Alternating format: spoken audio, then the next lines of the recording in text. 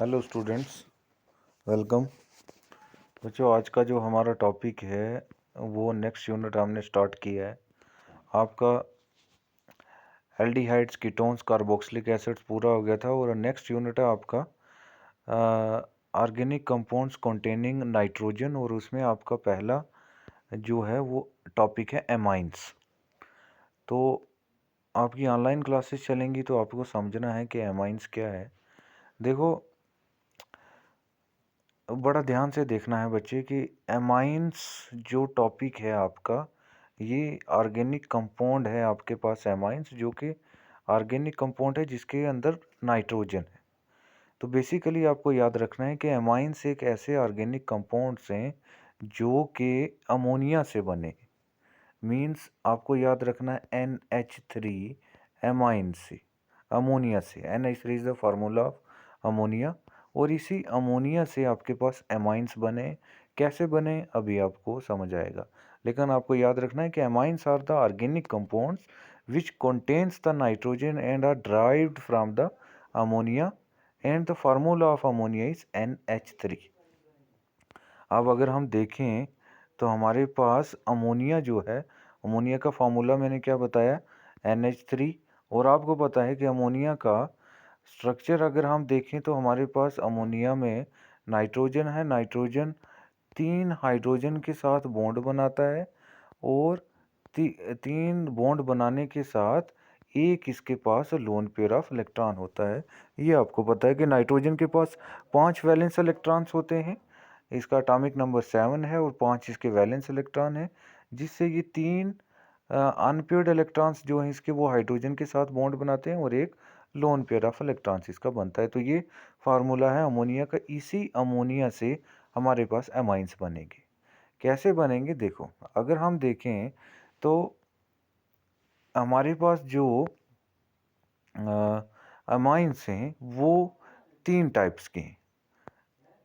तो आपको ये सब कुछ यहाँ पे इस नोट्स में लिखा हुआ है, तो आपको ध्यान देना है कि अमाइंस अमोनिया से बने हैं और कैसे कितनी टाइप्स के होते हैं। तो बेसिकली हमारे पास जो अमाइंस हैं वो 3 टाइप्स के हैं। देखो, मैंने क्या बताया बच्चे कि एमाइंस हमारे पास किससे बने हैं, अमोनिया से, मींस NH3 से। और इसी NH3 का स्ट्रक्चर मैंने आपको क्या बताया कि नाइट्रोजन के पास एक लोन पेयर है और 3 इसके साथ हाइड्रोजन जो हैं वो जुड़े हुए हैं।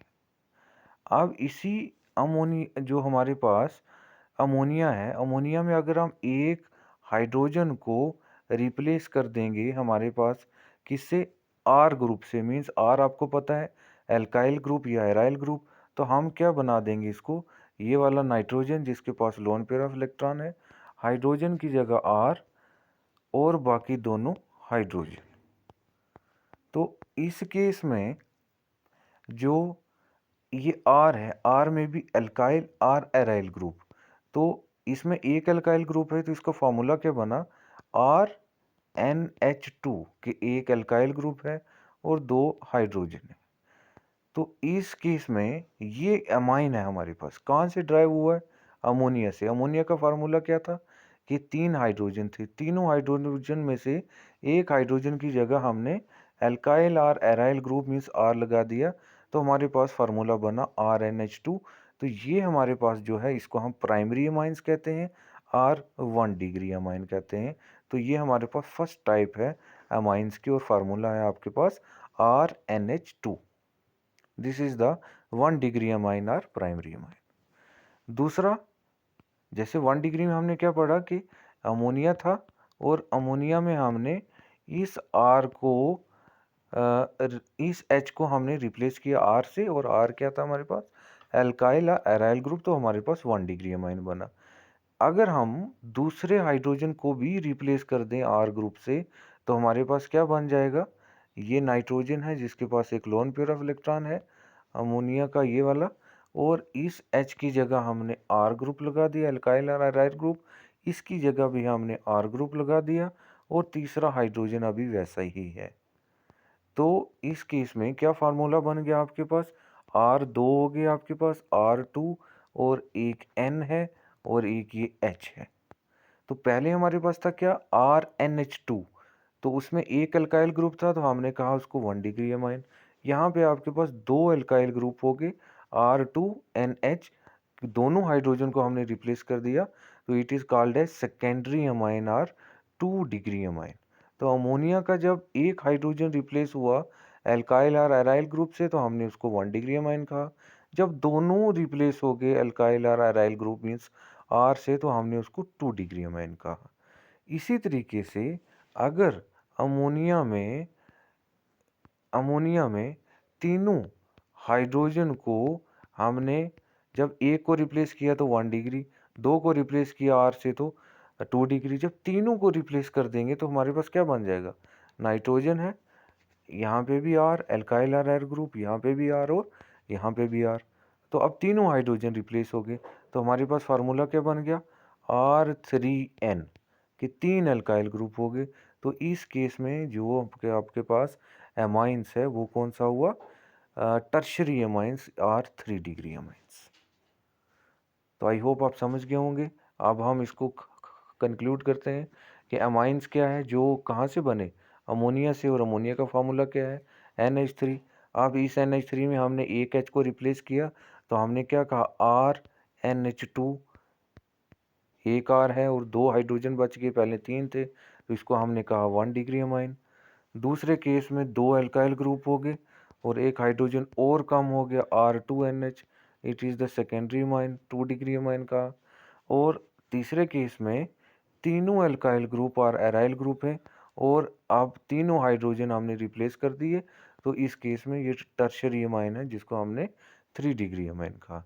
So basically amines are the organic compound containing nitrogen which are derived from ammonia NH3, और उसमें 3 टाइप के अमाइन हैं आपके पास जिनका फार्मूला आपके सामने है, 1 डिग्री अमाइन, 2 डिग्री अमाइन और 3 degree amine, which are also called as primary amines. Secondary amines are tertiary amines, जो कि हम ऑर्गेनिक में पढ़ते आए। जब एक अल्काइल ग्रुप हुआ तो 1 डिग्री, जब दो अल्काइल हुए तो 2 डिग्री, जब तीन अल्काइल ग्रुप हुए तो 3 degree. So this is the basic introduction to ammonia and classification of amines. अब आगे हम चलते हैं कि स्ट्रक्चर अगर हम देखें अमाइंस का, तो तीनों केस में क्या है अमाइंस में कि नाइट्रोजन है और नाइट्रोजन 3 बॉन्ड बना रहा है, अमाइंस में 3 बॉन्ड बना रहा है, एक लोन पेयर है। अब ये तीनों या 1 डिग्री में क्या है कि एक R है और दो हाइड्रोजन है यहाँ पे,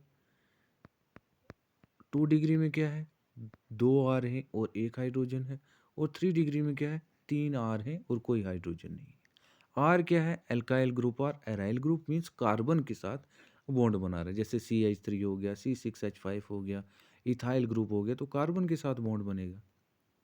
अब देखो मीन्स आपको अब अपने माइंड में रखना है कि नाइट्रोजन 3 बॉन्ड बना रहा है, और बॉन्ड आपने 11th में पढ़ा कि बॉन्ड बनाने के लिए, सिग्मा बॉन्ड बनाने के लिए अनपेयर्ड इलेक्ट्रॉन होने चाहिए। तो अगर हम स्ट्रक्चर में देखें तो नाइट्रोजन को 3 बॉन्ड बना रहा है, 1 डिग्री, 2 डिग्री या 3 डिग्री किसी में भी, तो उसके पास 3 अनपेयर्ड इलेक्ट्रॉन होने ही चाहिए और एक उसके पास लोन पेयर है।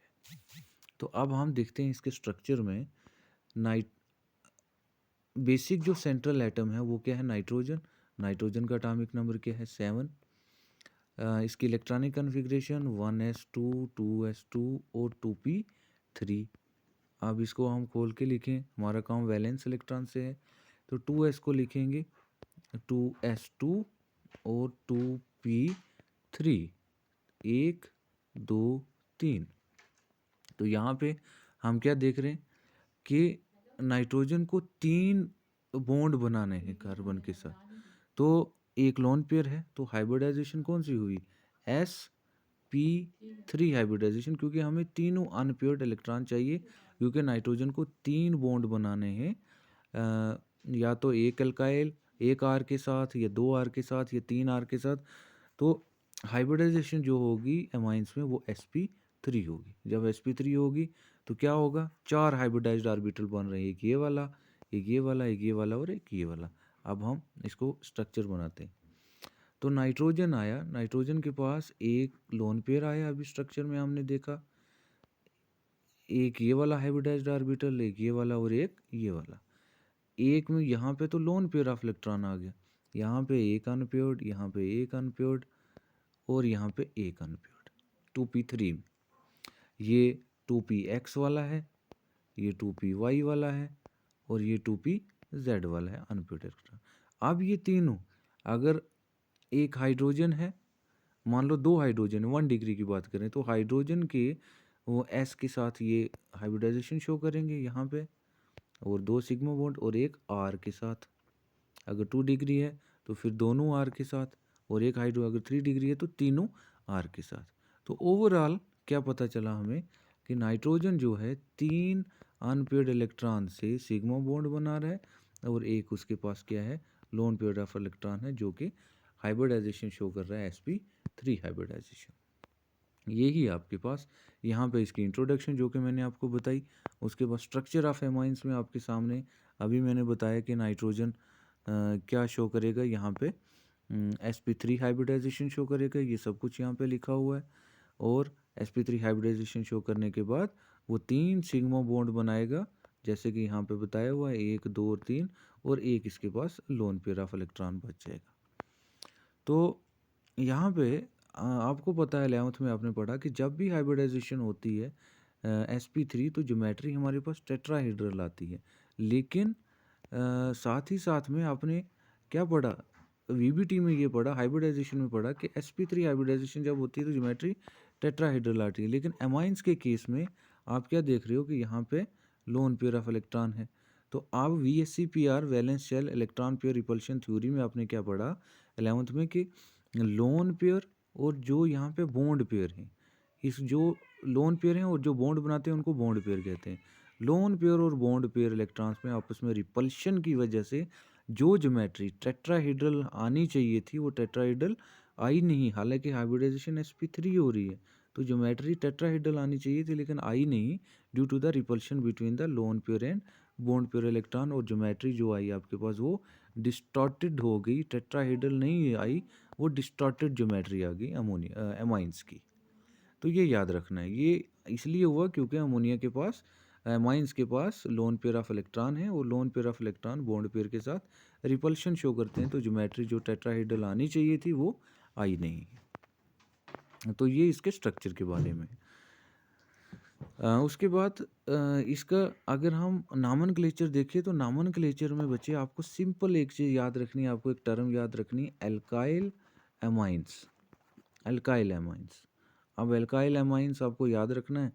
ये वाला टर्म आप याद रखोगे तो आपको सब कुछ तैयार हो जाएगा। अब अगर 1 डिग्री है तो एक एल्काइल ग्रुप होगा CH3 और 2 क्या होंगे, H होंगे, तो इसका नाम क्या होगा, एल्काइल मीन्स ये वाला एल्काइल ग्रुप है, हम क्या लिखेंगे, मिथाइल। एक एल्काइल है तो मिथाइल, और आगे क्या है, अमीन, मिथाइल अमीन। अगर जैसे यहाँ पे इथाइल होगा तो हम इथाइल अमीन लिखेंगे, अगर प्रोपाइल है तो प्रोपाइल अमीन लिखेंगे। तो आपको एल्काइल और अमीन याद रखना है। दूसरी चीज़, अगर मान लो आपके पास 2 डिग्री है तो यहाँ पे N है, यहाँ पे एक RCH3 आ गया, दूसरा CH3CH2 आ गया, और तीसरा H है। अब आपको मैंने क्या बताया नामनक्लेचर में कि एल्काइल और अमीन याद रखना है। तो यहाँ पे इस केस में एल्काइल अब 2 आ गए, एक मिथाइल है एक इथाइल है।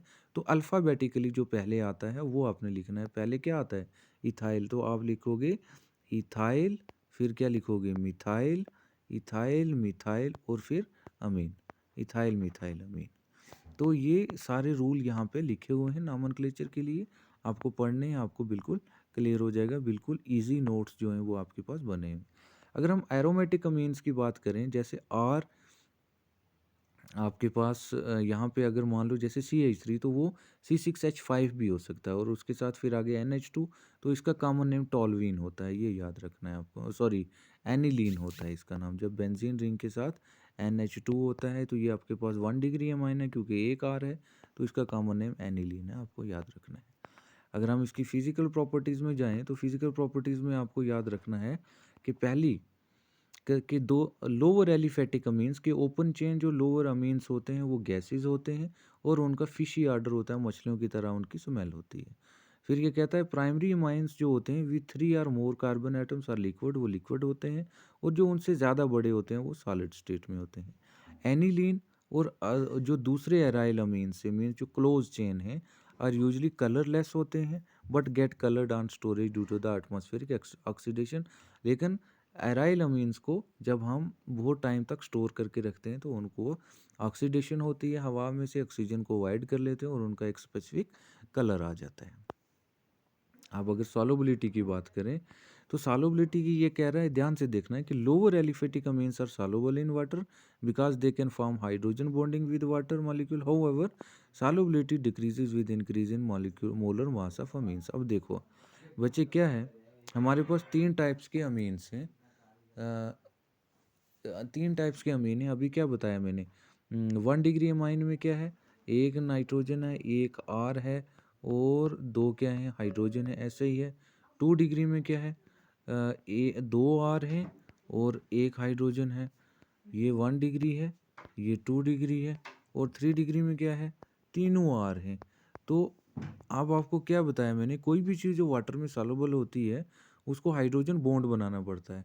तो हाइड्रोजन बॉन्ड कैसे बनेगा, जब उनके पास हाइड्रोजन होंगे। तो 1 डिग्री अमाइन में 2 हाइड्रोजन है तो वो हाइड्रोजन बॉन्ड बना सकते हैं वाटर के साथ, तो वो सॉल्युबल हो सकते हैं। 2 डिग्री अमाइंस में एक हाइड्रोजन है तो वो सॉल्युबल हो सकते हैं, लेकिन 1 डिग्री से कम सॉल्युबल हो सकते हैं क्योंकि इसमें 2 हाइड्रोजन है और इसमें एक हाइड्रोजन है। और 3 डिग्री सॉल्युबल नहीं हो सकता क्योंकि इसमें कोई भी हाइड्रोजन नहीं है। तो ये इसकी सॉल्युबिलिटी है, ध्यान दोगे तो आप समझ जाओगे। नेक्स्ट फिजिकल प्रॉपर्टीज़ पे अगर हम जाएं बच्चे, तो उसके बाद क्या हो गया, बॉइलिंग पॉइंट। तो बॉइलिंग पॉइंट का भी ही यही सीन है, क्या है कि बॉइलिंग पॉइंट में क्या बताया मैंने कि जैसे हाइड्रोजन बॉन्ड क्या होता है, स्ट्रांग बॉन्ड होता है। तो जिस अगर कोई चीज़ हाइड्रोजन बॉन्ड बनाएगी तो उसका बॉइलिंग पॉइंट ज़्यादा होगा। अब 1 डिग्री अमाइन में क्या है, 1 डिग्री अमाइन में हमने क्या पढ़ा कि एक आर होता है, 2 एच होते हैं 1 डिग्री में। और 2 डिग्री में क्या है, 2 आर हैं और एक एच है, ऐसा ही पढ़ा हमने। और 3 डिग्री में हमने क्या पढ़ा कि तीनों आर होते हैं। तो अब हाइड्रोजन बॉन्ड बनेगा कैसे, जब हाइड्रोजन होगा।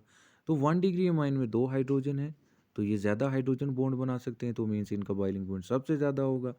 2 डिग्री अमाइंस में एक हाइड्रोजन है तो यहाँ पे 2 हाइड्रोजन बॉन्ड बने तो ज़्यादा होगा बॉइलिंग पॉइंट, यहाँ पर एक बनेगा तो उससे कम होगा। और 3 डिग्री अमाइन में कोई भी हाइड्रोजन नहीं है तो हाइड्रोजन बॉन्ड बन ही नहीं सकता। तो सबसे कम बॉइलिंग पॉइंट 3 डिग्री का, उससे ज़्यादा 2 डिग्री का, और सबसे ज़्यादा 1 डिग्री का, क्योंकि यहाँ पे 2 हाइड्रोजन है। तो इन शॉर्ट हमें क्या पता चला कि 1 डिग्री अमाइंस जिसके अंदर 2 हाइड्रोजन है सबसे ज़्यादा बॉइलिंग पॉइंट, क्योंकि 2 हाइड्रोजन बॉन्ड बन सकते हैं।